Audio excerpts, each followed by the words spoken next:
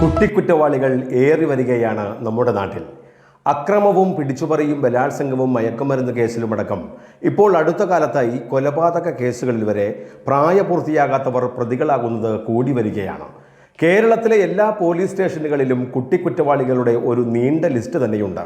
അതിലേറ്റവും പ്രധാനമായും മോഷണവും മയക്കുമരുന്ന് കേസിലുമൊക്കെ പ്രതികളാകുന്നവരുടേതാണ്. പലപ്പോഴും ഒരു വീണ്ടു വിചാരമില്ലാതെയുള്ള എടുത്തുചാട്ടമാണ് ഇവരെ പ്രതിക്കൂട്ടിലാക്കുന്നത്. ഈ കഴിഞ്ഞ ദിവസം കൊച്ചിയിലെ നഗരപ്രദേശത്തിൽ തന്നെ അതിൻ്റെ ഭാഗമായ പള്ളുരുത്തിയിലെ ഒരു ആരാധനാലയത്തിൻ്റെ നേർച്ചപ്പെട്ടി അർദ്ധരാത്രിയിൽ ഹെൽമറ്റ് പോലും ധരിക്കാതെ സ്കൂട്ടറിൽ വന്ന രണ്ട് ചെറുപ്പക്കാർ ഇളക്കിയെടുത്തുകൊണ്ട് പോകുന്നത് അവിടെയുള്ള CC ക്യാമറയിൽ പതിഞ്ഞിരുന്നു. ശാന്തിലിയ ജുമാ മസ്ജിദിൻ്റെ ധർമ്മം ആപത്തിനെ തടയുമെന്ന ആപ്തവാക്യം എഴുതി വെച്ച ആ നേർച്ചപ്പെട്ടിയാണ് പ്രായപൂർത്തിയാകാത്ത ഈ കുട്ടിക്കള്ളന്മാർ എടുത്തുകൊണ്ടുപോയത്. മസ്ജിദിൻ്റെ സമീപ പ്രദേശങ്ങളിലുമായി വഴിയോരങ്ങളിൽ മറ്റ് നേർച്ചപ്പെട്ടികൾ വച്ചിട്ടുണ്ടോ എങ്കിലും പള്ളിയുടെ സമീപത്തുള്ള നേർച്ചപ്പെട്ടിയാണ് ഈ കുഞ്ഞു കള്ളന്മാർ എടുത്തുകൊണ്ടുപോയത്. വലിയൊരു സ്റ്റാൻഡിൽ ചങ്ങലയിട്ട് ബന്ധിപ്പിച്ചാണ് ഇത് വച്ചിരുന്നതെങ്കിലും ചങ്ങല വലിച്ച് പൊട്ടിച്ച് സ്റ്റാൻഡ് അടക്കമാണ് കള്ളന്മാർ സ്കൂട്ടറിൽ എടുത്തുകൊണ്ടുപോയത്.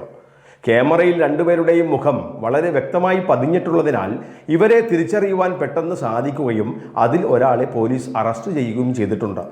രാത്രികാലങ്ങളിൽ ഇരുചക്രവാഹനങ്ങളിൽ ഇടറോഡുകളിലൂടെയും മറ്റും റോന്ത് ചുറ്റുന്ന ചെറുപ്പക്കാരുടെ എണ്ണം ഇപ്പോൾ വളരെ കൂടുതലാണ്.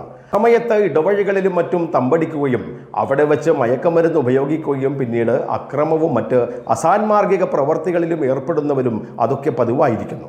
ഇതവിടെയുള്ളവർ ആരെങ്കിലും ഒന്ന് എതിർത്തു പോയാൽ പിന്നെ അവരെയും അവരെ കുടുംബങ്ങളെ ആക്രമിക്കുകയും ചെയ്യും. ഈ അക്രമ സംഘം പണ്ടുകാലങ്ങളിൽ രാത്രി സമയത്ത് എല്ലാ പ്രധാന റോഡുകളിലും പോലീസിൻ്റെ റോന്ത് ചുറ്റിൽ പതിവായിരുന്നുവെങ്കിലും ഇന്നത് പേരിന് മാത്രമായിരിക്കുന്നത് ഇത്തരം അക്രമി സംഘങ്ങൾക്ക് അതൊരു അവസരമായി മാറുകയാണ്. മാത്രമല്ല പണ്ട് ഇങ്ങനെ പോലീസിനെ കണ്ട് പേടിച്ചോടുന്ന സംഘങ്ങളെ ഇങ്ങനെ പുറകെ ഓടി അറസ്റ്റ് ചെയ്യുന്ന പോലീസുകാരും ഉദ്യോഗസ്ഥരും ഉണ്ടായിരുന്നു നമുക്ക്.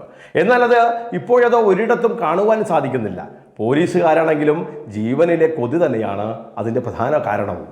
അതേപോലെ ഇത്തരം സംഘങ്ങളെ അമർച്ച ചെയ്യാൻ ഇവിടുത്തെ പ്രധാന രാഷ്ട്രീയ പാർട്ടികളും അവരുടെ യുവജന സംഘടനകളുമൊക്കെ മുന്നിട്ടിറങ്ങുമായിരുന്നുവെങ്കിലും ഇപ്പോഴത് നടക്കുന്നില്ല. ഇങ്ങനെയുള്ള പല സംഘങ്ങളും നിലനിൽപ്പിനായി അവർ ഏതെങ്കിലുമൊക്കെ രാഷ്ട്രീയ പാർട്ടികളുമായി കൂടിച്ചേർന്ന് നിൽക്കുകയാണ്. അതുമല്ലെങ്കിൽ രാഷ്ട്രീയ പ്രതിയോഗികളെ നേരിടുവാൻ പലപ്പോഴും ഇത്തരം രാഷ്ട്രീയ പാർട്ടികൾ ഇതേപോലുള്ള സംഘങ്ങളെ ഉപയോഗിക്കുകയും ചെയ്യാറുണ്ട്. അതുകൊണ്ടാണ് പലപ്പോഴും ഈ സംഘങ്ങളുടെ കാര്യത്തിൽ ഒരു തീരുമാനമെടുക്കുവാൻ രാഷ്ട്രീയ പാർട്ടിക്കാർക്ക് സാധിക്കാതെയും വരുന്നത്. ഈ കുറ്റവാസനയിൽ ഏർപ്പെടുന്നവർക്ക് ഒരു ദൈവഭക്തിയോ പരസ്പര ബഹുമാനമോ ഒന്നുമില്ല. ഇപ്പോൾ ഈ നേർച്ചപ്പെട്ടി മോഷ്ടിച്ചവരും ചില ദിവസങ്ങളിൽ ഈ പള്ളിയിൽ നിസ്കരിക്കുവാൻ വന്നിരുന്നവരാണെന്നാണ് പറയുന്നത്.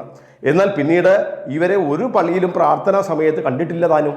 വീട്ടുകാരെ ധിക്കരിച്ച് തന്നിഷ്ടപ്രകാരം ജീവിക്കുവാൻ ആഗ്രഹിക്കുന്ന ഈ ചെറുപ്പക്കാർ മയക്കുമരുന്ന് ഉപയോഗിക്കുന്നതിനുള്ള പണത്തിനായും അവരുടെ ഭാഷയിൽ ഒരു അടിച്ചുപൊള്ളി ജീവിതത്തിനുള്ള സമ്പാദനത്തിനാണ് ഇങ്ങനെയുള്ള ചെറിയ ചെറിയ മോഷണത്തിനായി ഇറങ്ങിത്തിരിക്കുന്നത്.